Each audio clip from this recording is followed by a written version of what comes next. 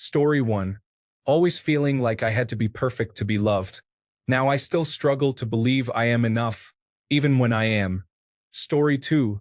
Being the father I should have had instead of the one I actually had is depressing in ways that are hard to explain. Grappling with envy of my own child's happiness when I was denied that myself, and calling myself out on it, is a constant challenge. Sometimes I am kept up at night reliving memories I have of hugging my child, celebrating their accomplishments, and telling them, "I am so proud of you," knowing I will never know how that feels. It is really hard to talk about this as well because there is no real solution. It was bad, I survived it, and I am breaking the chain of abuse by not being the terrible person I could be if I were a weaker man. But it does not stop me from feeling this way, and I know I will feel this way until I die. That is depressing too. Story 3. Being bullied throughout my youth and then being bullied by my mother at home for crying because of the bullying. Story 4. Being told you are too sensitive every time I cried, like sorry for having a nervous system, I guess. Story 5. A lot, but mostly being raised by my covert narcissist mother. It makes you feel like you are going crazy because you have been told to deny your own reality. Story 6. I grew up thinking it was safer to assume someone was always mad at me than otherwise. Now, going to get a coffee, work, or any activity feels like fight or flight. My nervous system has never recovered from being constantly yelled at or ignored if not being yelled at. Story 7. Being told that the things that happened to me did not happen. Having someone else dictate my history. Manipulated memories. Very upsetting. Story 8. There is much to unpack. I was abused by my father, generally verbally and emotionally, but at times physically as well. My mother and sister have bipolar disorder, experiencing episodes of catatonic depression and psychotic mania, and they have been in and out of psychiatric units. I have been punched in the face by every single member of my immediate family. I self-harmed, attempted suicide, and became addicted to drugs. I also have a lot of trauma from school. Story 9. When I was 16, my father attempted suicide by taking pills. His girlfriend screamed at me to stick my hand down his throat so he would vomit up the pills. I tried, but I could not get him to vomit. I failed. I chickened out. I froze. That has haunted me for 40 years, and it will haunt me until I die. Story 10. My mother was always intensely critical of my body and my weight, comparing my adolescent body to hers and shaming me for eating. Story 11. My mom told me verbatim, "I have no love left in me for you." Then she left and refused to come home unless I was gone. I was 14. My aunt and uncle had to come pick me up. I remember my grandparents and my aunt and uncle trying to reason with her, but she refused. She just told them to get me out of the house because I didn't have a good attitude about cleaning my room. I did it, but I wasn't happy about it. That was why. I was moved hours away from home to live with my aunt and uncle. My aunt used to call her and try to talk her into talking to me on the phone, but she refused. I didn't see her for months, and when I finally did, it was so tense and she was so mean. When I finally went back to live with her, she told everyone that I was doing so badly in school that she had no choice but to send me away so I could attend a different district. I carried that burden for years, feeling like I deserved it and was every bit as terrible as she said I was. It took decades to understand that I didn't do anything wrong. I was just a kid being a kid. I didn't even trust my own memory of the events for so long. That is only the tip of the iceberg. The physical and emotional abuse I endured from that woman still haunts me. My mom's words are still the ones I hear in the back of my head when I think of myself. I'm not sure if that will ever go away. Now she wants to be close and have a relationship with my daughter, and I do everything I can to shield my baby from ever feeling the same way I did. If that means she doesn't see my side of the family, then so be it. My little girl is never going to question whether or not she is worthy of being loved unconditionally. Story 12. My grandmother does not like me and tells my cousins they are her favorite. As an adult, I have false confidence and quietly assume that people do not like me, especially those with authority over me. My relationships with teachers, employers, family, and friends have all been damaged by this self-belief that I am inherently not enough. Story 13. I have abandonment issues because my narcissistic mother used me as a pawn between her and my father. She kept us apart, telling me that he never wanted me and that he was a bad person. When I was finally old enough to have a relationship with him, he passed away from a stroke, so I never got any of my questions answered about him. Story 14. Perfectionism and anxiety stem from never being allowed to just be okay at something. We had to be productive and achieve all the time. It did not matter if it was school, extracurricular activities, or out-of-school clubs like Scouts. We always had to achieve, and there was no room for mediocrity in life. This means I have very little work-life balance because I am a workaholic now. If my life and goals are not perfect, it sends me into a panic spiral trying to make everything perfect until my husband metaphorically slaps some reality into my mind. Story 15. Being constantly surveilled and having little to no privacy. After numerous privacy violations, issues with being remotely spied on, identity theft, cyberstalking, and more over the course of more than 2 decades, I can never be at peace. Ever. Story 16. I didn't realize until therapy that assuming the second you leave a room or stop interacting with someone, they immediately forget you and never think about you is not normal. I genuinely felt and still feel that I lack so much value that people do not even think about me because I am not worth thinking about. Story 17. Being forced to think I was not worthy unless I attended more school. Stuck in a profession I hate even though I am successful. Too many student loans to get another job that pays less but makes me happier. Story 18. Constantly being told I was a horrible person when I was a child, that I was vain, rude, and nasty were constant attacks on my character. I wanted badly to be loved, appreciated, and seen because I wasn't getting that. I wasn't being seen. I deeply care about others and don't want to hurt anyone. I will always remember the first time someone looked me in the eyes mid-conversation and said, "You're a really good person." I was 23. Changed everything for me. It motivated me to become even better, kinder, and softer. My whole perspective on life and myself changed. It's really all I ever needed to hear from someone. 3 years later, I'm still chipping away at the narrative my parents created in my head, and I'm slowly freeing myself from its clutches. In addition, I would like to add that being beaten regularly scarred me deeply, especially over the most random and ridiculous things. I've healed a lot from this already, but this, combined with being told I was a horrible person, really set me up for failure for a while. I can see why people become villainous from childhood trauma. I simply will not allow it, though. Being a runaway at a young age also did a number on me. In my teens, I left home for a while and had to really take care of myself and learn to survive. I really began raising myself and got involved with the wrong crowd. This simultaneously isolated me. I found it hard to resonate with others my age and keep friends because my life was truly very different from most. I was raising myself and trying my best to stay afloat with no money, family, friends, or resources. Story 19. There are some, but the one that makes me shudder to this day is that I almost experienced sexual assault as a 6-year-old by a man living in the same apartment complex. I don't know how, but I got out of a very bad situation. I did not understand what was happening then, but I felt it was wrong. The man already exposed himself when my survival instinct kicked in. I never told anyone about it. Now that I think about it, there were many bad things happening in my childhood, but that one stuck with me. Story 20. The biggest issue that causes me the most problems is that I am adopted. I was the child of my adoptive mom's biological daughter. So, my adoptive mom is really my grandmother. They harmed my biological mom significantly during her childhood. She has schizoaffective disorder, borderline personality disorder, post-traumatic stress disorder, and chronic physical illnesses. When they found out about me, they took me from a situation where I was not receiving proper care and decided I would be a do-over child. They wanted me to become a functional adult. They increased their control, but covert incest happened to me as well, and unsurprisingly, I am not very functional as an adult. There are only 2 rooms in our entire house where I do not have flashbacks. My current bedroom, which I switched to as an adult, and the one that belonged to my adoptive grandmother. In every other room, flashbacks come to the surface. They claim they wanted the best for me, and that is why they adopted me.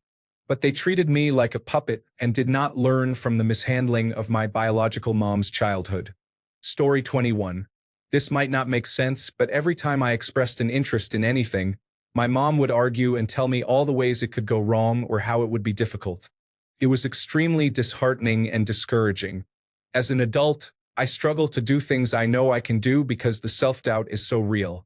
I am always a little surprised when I manage to accomplish something and even more surprised when I do it well. Story 22. My parents wrote an official business contract on my father's letterhead for me to be paid $100 per 10 pounds lost. I was 14. That, along with the ways they bribed me to lose weight at least 5 to 10 times. I wanted a belly button ring, lose 40 pounds. Needed surgery on my deviated septum, lose 30. Needed a breast reduction, lose 30 pounds. They bribed me a penny for every flight of stairs I climbed after dinner. One time I came home devastated because a boy I liked didn't seem interested in me anymore. My mother's immediate response was, "Well, have you seen yourself? You don't look the same as when you left for school." I think I had gained 15 to 20 pounds. What's even stranger is they never threw out the contract. I found it in my parents' file on me. I took photos and then tore it up. They never had any shame. It turns out my mother had borderline personality disorder. I only found out last year. Story 23.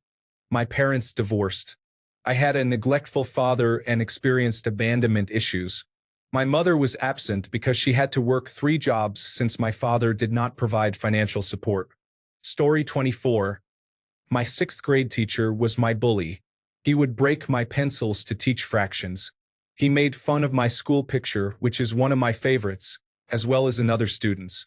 Another student blushed in class, and he had the rest of the class chant, "Red, red, red," to make her blush even more. For some reason, he was the favorite teacher of many students. I have gone to therapy about this, and it has helped. I still have a lot of issues with social anxiety that I am working through. Story 25. The fact that I push good people away and then cry and feel abandoned and unloved. Why am I doing this to myself? Childhood trauma, obviously, but ugh. Story 26. One of my cousins drowned when I was 15. I was still a minor. I should not have been told how she died. This was in 2001. She had been playing cards at a friend's house when it started storming badly. Her friend offered to let her stay the night, but she left anyway. Her car got stuck in a flooded underpass. She had a cell phone but called her friend instead of emergency services. No one knows why. The friend tried to help her, but the phone cut out. Here is the creepy part. The next morning, my father drove me to school, and we passed the flooded car but did not know it was hers. The school had flooded also, so a few hours later my father came back to get me. That was how I found out my cousin had died, and we had seen her car. It still gives me chills. Story 27. Having to prove my love to my mother and her random outbursts of anger and violence have created a deep fear of people being upset or loud. Now, whenever anyone is slightly upset, I experience a full-blown panic attack. Story 28. I am 42 and suffered serious trauma throughout my childhood. I let it ruin me for decades.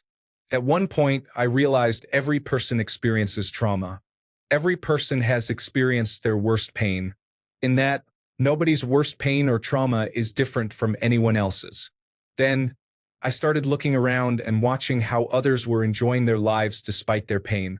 At some point, you need to decide to stop letting your trauma define you. You need to stop blaming your childhood trauma for your adult actions. You need to stop letting it affect you. You need to stop letting it keep you from happiness and peace.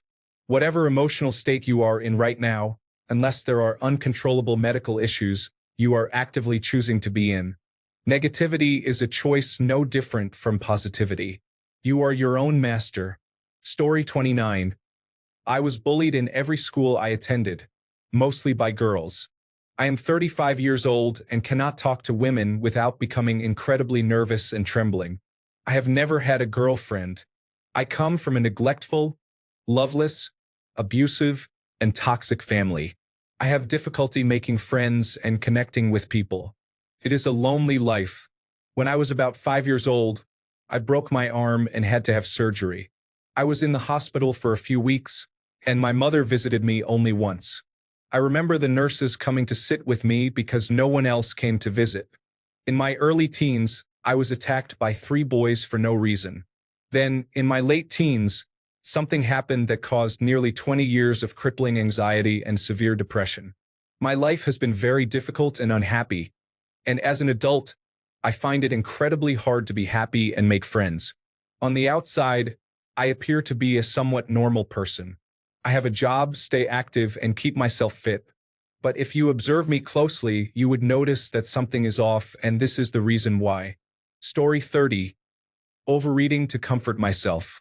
I am facing difficult challenges in my personal and professional life at the moment, and my old coping mechanism, food, is present. I dislike how it makes me feel, yet I love how it makes me feel. Story 31. This is a long and complicated story. When I was 12, my mother kicked me out to live with my grandparents because she moved in with a sex offender. I felt uncomfortable around him, and when I told her, she said, "You just don't want me to be happy. If you don't like it, you can move out and live with your grandparents." Once my grandparents got me, they tried to get custody, but they contacted my father, who had not been in my life. He decided to act like a responsible parent and gained custody of me. However, he left me with his girlfriend and their son while he worked out of state and was rarely home. She constantly abused me emotionally and verbally. She was an alcoholic and was on prescription pain medication that did not mix well. Finally, she kicked me out at age 17, and I have not been the same since. Story 32. My parents would punish me with neglect, cold shoulders, and purposefully making me late for school in different ways. One time in high school, I was doing really poorly, so they made me sleep on the couch in the living room with no pillows or blankets in the freezing cold. I woke up the next day immediately ill, and I was sick for weeks. No medication, no doctor, no days off. I was blowing my nose pretty much all day, every day, to the point where the skin around my nose had peeled away. I was not well received by my peers and was also fighting with my friends during this time, so no one was checking on me even though I was clearly very physically unfit to be at school.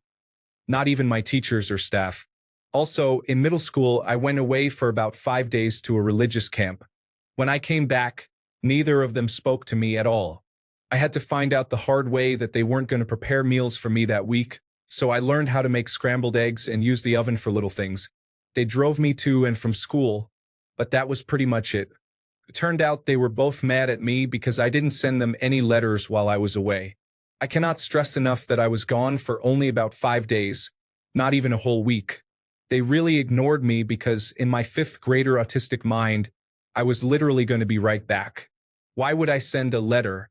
I could just tell them what happened when I came back. My dad was the one who took me to school in the mornings. If I ever made him mad, he would basically take up the entire counter space to make himself a meal and then not feed me. I would essentially not know if he was cooking for me until I saw him walking out of the kitchen eating a single bowl of cereal with banana slices. My mom always gossiped about me, screamed at me, accused me of being lazy, and purposefully wasting her money by doing poorly or spacing out at all the private schools they put me through. She said I was not trying hard enough and so on. She would never protect me when my dad had sudden anger outbursts or threatened me, so I basically learned to defend myself. But I also learned that I couldn't depend on her and that she would rather protect her image as a good Christian wife in a healthy marriage than stand up and protect her only daughter. I learned quickly that she would always choose him over me. I never felt like a real person. Last thing. My mom also instilled a lot of anxieties in me, which worsened my already anxious personality. I have really bad agoraphobia as an adult. I can't take walks on my own because seeing a single car coming down the road makes me think someone is going to roll down the window and shoot me or someone is going to hop out and kidnap me. I'm scared to take risks or even positive opportunities because I worry, what if I fail and am wasting someone's time or resources? What if I ruin something? What if it hurts me? Yeah, there's a lot haunting me right now. Story 33. The constant movement and the presence of people living with us have caused me to never feel comfortable in a house and to generally dislike people. Story 34. I am now so overwhelmed with mental illness that I am tired of talking about it. At least I can recognize when my body and mind start to react, understand that it is mental illness, and sit through the waves of pain while focusing on my immediate reality of safety. I dislike having to medicate myself so much and endure the side effects. It is a difficult way to live, but these are the circumstances I have been given, so I will keep holding on to these two aces, waiting for the day I draw the third. Story 35. Not very much now that I have gone through eye movement desensitization and reprocessing therapy. But before that, it was very hard. Abuse, physical and emotional. Story 36. Being told I was ugly all my life, I still struggle to feel attractive at times. My fiancé always does a good job of making me feel like the most handsome man in the world and making me feel loved. Story 37. I grew up with a disabled parent and had to be their caretaker from a very young age. Combined with abuse from the other parent, it was very difficult. I have only learned to recognize my own needs and desires as an adult, but it is still challenging to take the steps to prioritize myself instead of others. Story 38. A lot of things my mom did or did not do and instilled in me are coming out through resentment. She was always very stressed, rushing me and my sister, and had no filter, often saying the most brutal things. I feel bad because she did her absolute best with me, and now she has Alzheimer's, but I cannot keep pushing these feelings down. Story 39. My aunts had to cook for the entire family whenever there was a family gathering and were not allowed to sit at the same table with men. There are many other instances where the women in the family were treated unfairly, but that specific memory instilled a deep fear and disgust in me that I did not realize at the time. This feeling has manifested later in my life when I started dating. To date, I still have a strong reluctance to cook for my partner. When I cook for myself, I always make extra so he is free to grab some, but he does not decide what the meals will be. I refuse to cook at any family gathering unless my partner is taking the lead in the cooking. Then I will help him in the process. Story 40. When my dad went to prison, the Federal Bureau of Investigation made our home a crime scene, so we could not go home. The homeless shelter was not clean or safe, so we arranged with the police and a family friend to sleep in a basement beneath a ballet studio for about a month. I had to wake up early at 4 a.m. and shower in the locker rooms before the custodians arrived, then stay late at night chatting with the dance families until they left. After that, we would go down and get some sleep. Sometimes you could hear footsteps in the dance studio above. I ended up going away for a few months to stay with relatives eventually. Years later, my dad got out of prison and repeatedly tried to break down the door to our apartment, killed a cat outside my bedroom window, and tried to set the apartment on fire. He successfully broke in one night, and the terror I felt hiding in my mom's bedroom with the door locked was unmatched. It has been 20 years, and I still feel terrified when I am home alone at night. Story 41. My mom left with another man when I was 12. My dad was diagnosed with cancer a year later and given 3 months to live. However, a doctor said he could remove the tumor and extend his life. They did, and he lived for 3 years. After the surgery, he moved in with his sister. No one bought food or paid the bills. My 16-year-old brother was useless. I had to drop out of school and get a job so we could have food. No one cared.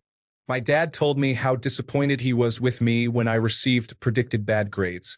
I still struggle with this. I love my parents, and you are meant to forgive to heal, but it was unforgivable. I would never do this to my children. Story 42. Stepmother who verbally, emotionally, and physically abused me when I was 5 to 6 years old, living with my mother and her ex-boyfriend, and listening to their arguments for 4 years. Story 43. Being the talented, effortlessly successful kid, I used to believe I didn't fit in because I was too smart, and that all my successes were only because I happened to win the genetic lottery. I always felt that I was never capable of actually achieving something by working hard. Funny thing, I'm not highly gifted or anything, but this was the way adults saw me, and it put big pressure on me to always stay cultured and have mature tastes and hobbies. I only recently started to listen to pop music and do things that don't fit my smart and quiet persona. Story 44. Being bullied and the embarrassment I felt when the teacher asked who had been making fun of me and the whole class stood up. I then felt loneliness walking home alone after that.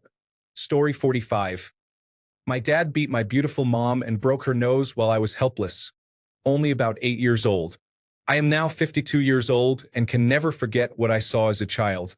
It was only when I grew older that I could help her, as I was an only child and had nobody to turn to.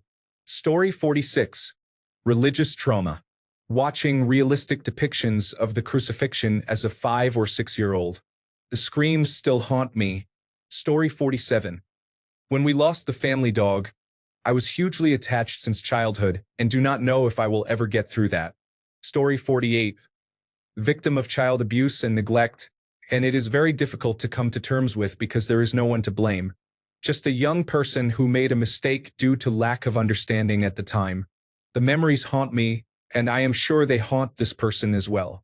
There are no monsters to fight, just several sad adults with painful childhood memories. Story 49. Probably similar to many people. Childhood abuse, although it does not haunt me anymore, I guess I just do not think about it. Story 50. As this thread has the potential to devolve into the Misery Olympics, I wanted to share something relatively lighthearted that traumatized me in the stupidest way possible. Now, like most people, I have plenty of unpleasant experiences from childhood and could probably earn a gold medal, but I figured it might be nice to break up the valid concerning trauma with something silly. I am terrified of snakes. I have a deep-seated phobia that, despite my best attempts to mitigate it, has only worsened over the years. I avoid places where I have seen snakes, such as hiking trails. As far as I can tell, it is all linked to a ridiculous encounter with a snake I had when I was about 9 or 10. I was visiting my grandparents' house, as I did every summer. My grandfather had returned from a successful fishing trip and had left his catch in a large bucket of water by the driveway. Interested in seeing the fish, I was admiring his haul when I noticed what I initially thought was a fish that had somehow gotten out of the bucket and was lying on the ground nearby. Then I slowly realized that this thing looking at me was not a fish at all. The whole surprise of the scenario freaked me out so badly I ran inside crying to my grandfather about it. I'm not even sure if it was a snake. It could have been anything. All I really remember is that something was looking at me. Before this moment, I did not have strong feelings about snakes. I even happily played with fake rubber toy snakes as a kid, but since this encounter, I have been terrified of them.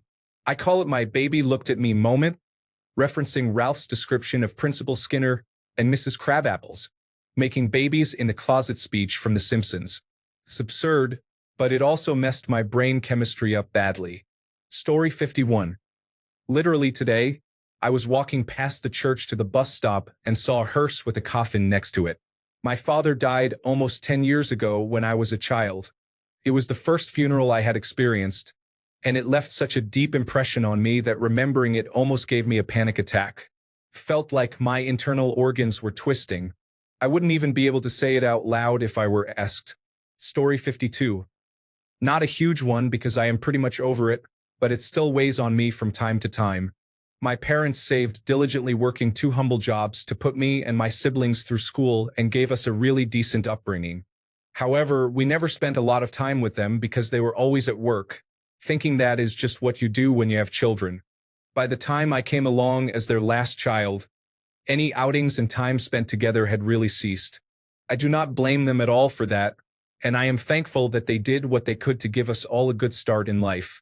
Now, raising my own children and having many more experiences with them, it makes me think about what I lost when I was growing up. My husband and I do not have a lot of money because we work in mostly self-made creative environments, and we spend a lot of time with our 2 children. I feel like I am making up for the experiences I did not always have when I was younger. Story 53. Drinking glasses are special. I know 2 stories. When I was little, I lived with my grandparents and the dishwasher was really dirty. It was basically covered in mold. The second story is different. When I was 8 years old, I lived with my mother and stepfather. He was very young, and they invited many people to parties. I was in my parents' bedroom, and my mother had given me a glass of Coca-Cola. I looked back, and a friend of my parents came to say hello. After he left, I wanted to drink my drink, but because I am very cautious, I didn't drink it. There were some white, sparkling things in my glass. Luckily, my mother passed by the bedroom door a few times. Story 54. Not demonstrating my own struggle to avoid worrying my family, knowing they were going through the same thing, and now being the one who always has to understand others' struggles because I am the one who suffered the least. Story 55. My biological mother nearly waterboarded me at 6, right before custody was taken away. I went to live with my father and my guardian. If it had been just a few more days, I would have been okay. I still shudder being near submersible water. Story 56. Physical abuse from my parents was not directed at me, as I barely remember anything, but it was towards my sister. I have those images in my mind every time I see her and feel very sorry for her. Story 57. My dad was an alcoholic and had to work a lot, so he was pretty uninvolved in my life. When he was home, he was often disconnected at best and angry at worst. On the weekends, he would often sleep very late or lounge on the couch while the rest of the family did things. Nothing was outright abusive, but it definitely affected our family dynamic. At one point, he almost burned the house down while drunk, and my mom gave him an ultimatum. He stopped drinking for a few weeks, but then slowly started again. Meanwhile, my mom was keeping the family afloat on her own, but in the process became such an anxious mess that she unknowingly passed many anxious and depressive patterns and behaviors to us. At the same time, the family's dysfunction kept us poorer than most of my peers, so I always felt inferior to them.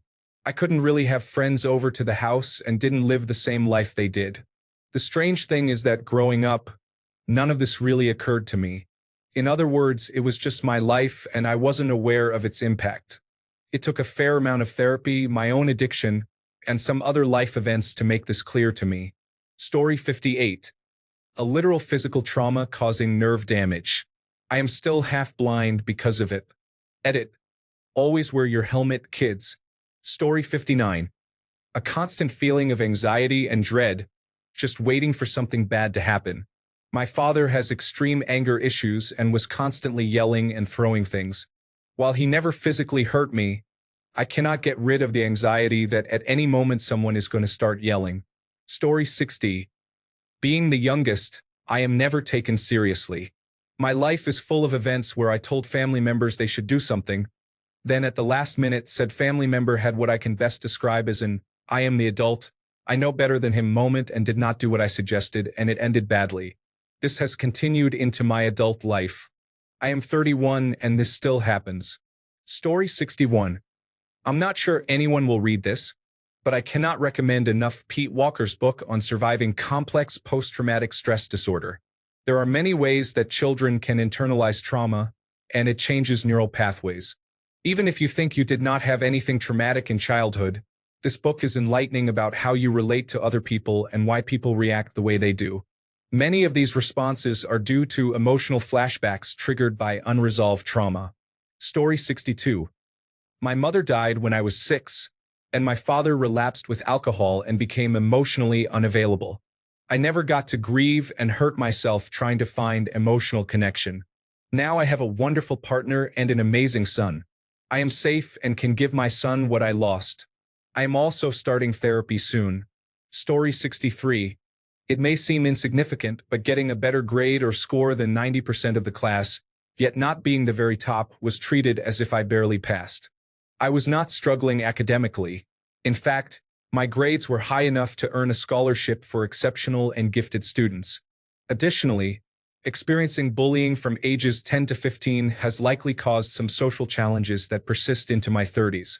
Story 64. I wouldn't count it as trauma, but at 12 years old, I had an online friend who was suicidal. At that time, I thought I was mature for helping them and listening to their problems and difficult home life. Now, 5 years later, it is hard for me to help others emotionally, and I get awkward if they bring up anything that is troubling them. It is kind of annoying because I want to be there for my friends but also can't really give them any advice. Story 65. I'm in my 30s and have a clear memory of my 8-year-old self coming to the realization of what death really is. It controlled my mind and every thought. I couldn't watch television without overthinking. I believe this is where my anxiety began. I asked my mother questions daily. Are you going to be sad when I grow up and leave? What happens when we die? Can you describe what it actually is? Every answer my mother gave was incomplete and did not acknowledge that I needed help. One day we went to the mall, and I couldn't stop crying or thinking. My mother had to cut the trip short and take me home. I went straight to my room and held my Bible close to my chest, praying for answers and for release from these thoughts. It was nighttime, and my mother was in the backyard watering the grass. I opened my curtains, tears flooding down my face, begging my mother to see me, to hug me, to help me, to stop the madness in my mind. Instead, she looked at me with rage and frustration. She screamed at me to go to bed and stop. I just needed her to acknowledge my feelings. My mother is close to her 60s and has definitely made up for not being emotionally present. Her love now is the love I needed growing up. I love my mother more than anything, but I can't help but remember that time in the backyard every time I see her. Story 66. 1. Parents divorcing and directing their anger toward one another at me. 2. Being bullied in school for many different reasons, and the teachers did a horrible job stopping it. I constantly reached out for help. 3. Being stung by a wasp on the neck at the age of 5, with everyone around me laughing while I was in pain. 4. School had class plays every year, and I had stage fright, but nobody believed me. Both classmates and teachers gaslit me into thinking I did not have this fear and was just lazy. Story 67.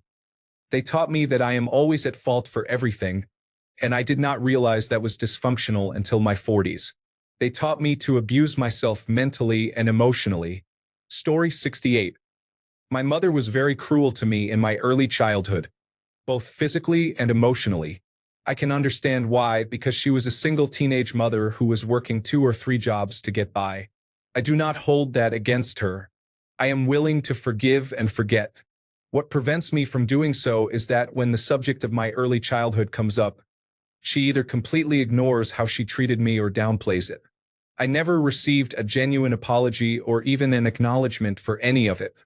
Whenever I correct her or bring it up, she responds, "Oh, so I guess I am just the worst mother ever then. Huh?" Or, "Things look scarier when you were younger. But in reality, I never treated you that badly. Never. I am sorry I hurt you back then." My mother grabbing me by the hair and threatening to shove my head through a window was not just my toddler brain making me think it was really bad and scary. I am sure Child Protective Services would have been very upset to see that. At the very least, she could pretend to care.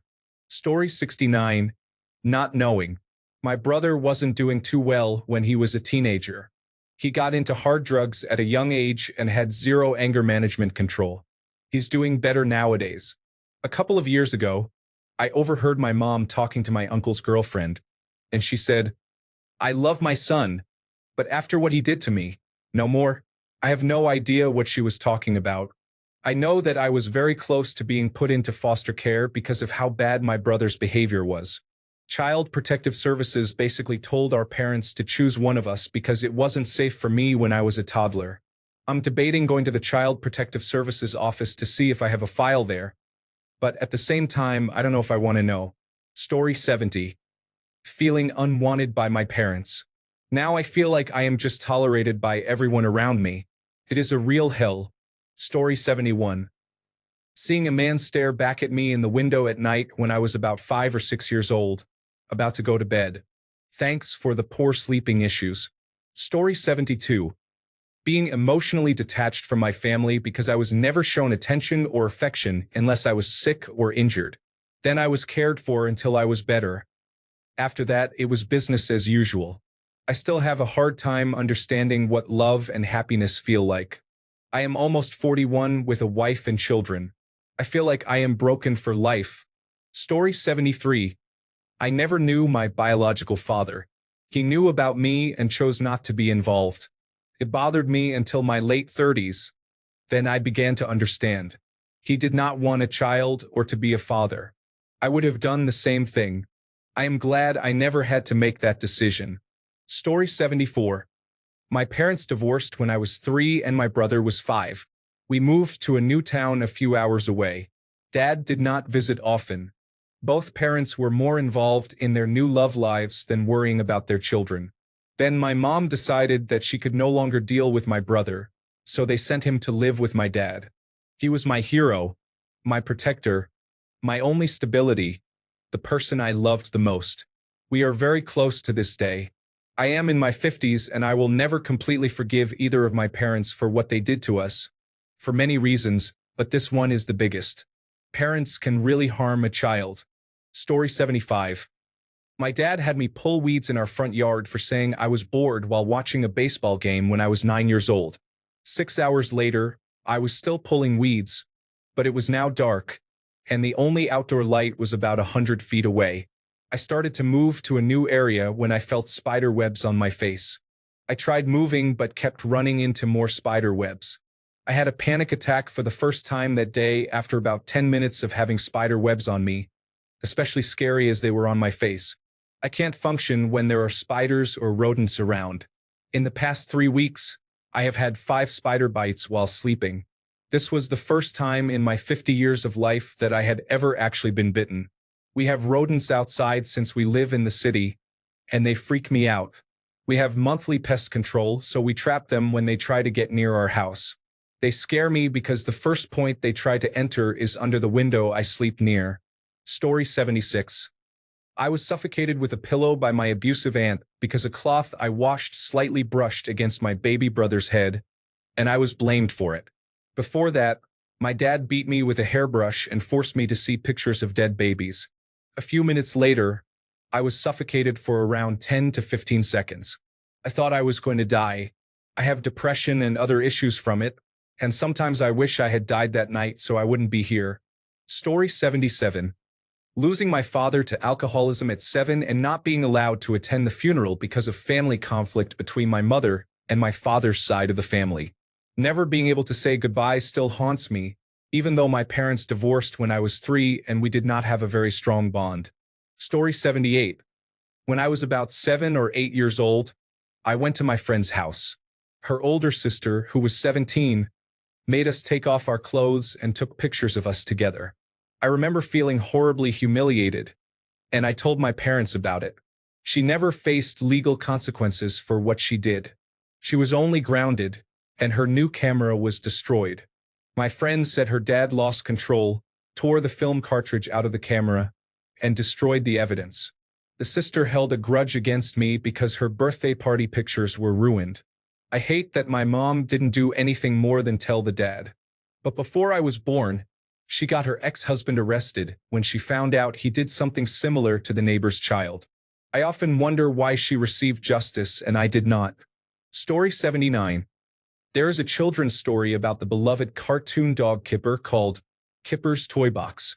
As part of the story, Kipper counts his toys as he puts them away before bed. When he counts them again, he realizes there is one missing. That night, he wakes up to see Sock Thing, a cute white and red striped sock with googly eyes, moving into his room. As it turns out, there are 2 mice controlling Sock Thing. This scene scared me very much as a 3-year-old. To this day, I cannot look at images of Sock Thing, and people mentioning him sends a chill across my skin. I am 32 now. Story 80. I was bullied in school. I still wonder why they bullied me and if children with autism are really that despised. Story 81. Not having friends during middle school and high school due to being neurodivergent was difficult. Elementary school was also challenging because whenever my friend group exceeded the number of people allowed for a group activity, I was always the one who got excluded. Story 82. My father's unpredictable behavior was due to bipolar disorder. I lived in an environment of fear and uncertainty with 2 depressed parents who often argued about money or rather the lack of it. I heard the sound of breaking plates when my father got angry. When I was 7, a 12-year-old neighbor deliberately hit me over the head with an iron bar. I was wearing a helmet, but it still hurt. My parents did nothing about it. When I was 15, I was groomed and sexually assaulted by a man in his 30s. I began cutting myself at 15. I was regularly reminded of all the sacrifices my mother made since my childhood up to this day, such as walking me to school and reading me bedtime stories. Story 83. Pedopap sitting on my face whenever he caught me sleeping anywhere, and sleeping as little as possible as a kid to avoid him doing other things. Bringing my brother into it. Me getting yelled at by my mom for biting a grown man's regions because I thought I was going to die and my nose broke. We're getting yelled at because after Pat brought my brother into it, my brother cried. She pushed me. summoning mom's wrath upon me. But hey, at least pushing a 100-pound kid off your face is easier than escaping from under a 200-pound tradesman. I don't know how much longer I can hang on to this burden. Story 84. Feeling abandoned as a child, I was the black sheep of the family. My father took his divorce from my mother and his hatred of her out on me because I resemble her the most. I now have borderline personality disorder. Story 85. Something that still traumatizes me is when my adoptive mom used to threaten to call the Department of Social Services or the police or unadopt me if I did something wrong. I did not realize it was not normal until a few years ago. Now I am trying to find a job and move out. Story 86. Narcissistic mother who was enmeshed with my abusive oldest brother. He sexually abused me and later went to jail for raping young girls. She still says it was the girl's fault. My dad was pretty absent. I didn't really have a mother. She kept us physically cared for, but emotional care was non-existent. There is a lot. I am working with a great trauma therapist who is regularly horrified by what I tell her. It doesn't feel good, but I am trying. Also, being really mature and gifted from a very young age. No one taught me how to take care of myself, so I had to figure it out on my own. I excelled in academia, which delighted my mother for bragging purposes. She decided I didn't need her, so I was left alone to fend for myself. No rules. My brother was a failure and needed her, so he has his entire life funded by her now. I avoid the situation as much as possible. Probably not healthy, but it is what it is. Story 87. Divorced parents and living with my mother at 14 years old. One summer day, a police car arrived at our house to inform me that my mother had been in a horrific head-on automobile accident and did not survive. Trauma overload. Story 88. When I was about 4 or 5 and my sister was 5 or 6, my parents were newly divorced. My mother moved on and so did my father. For reasons still unclear to me, I was told not to tell my mother where my father's girlfriend worked. Being a little kid, I did not understand why or why it even mattered, so when my mother asked, we told her. Later, when my father had custody of us, he beat my sister. I remember watching from the stairs, scared because I knew I was next. I do not remember my own beating. Later, when my mother had us back, her mother was giving us a bath and saw our bruises. They called Child Protective Services. I remember going in and having pictures taken. Nothing was ever done. That was one of many beatings, just the first and most prominent. I also remember my father throwing around my brother and beating him. I would take my younger siblings to another room and try to distract them. Sometimes, I wonder why I am so dysfunctional as a 31-year-old mother. Then I remember I was severely abused as a child. Thanks a bunch for sticking around till the end of the video. Remember to subscribe, and until next time, stay awesome and goodbye.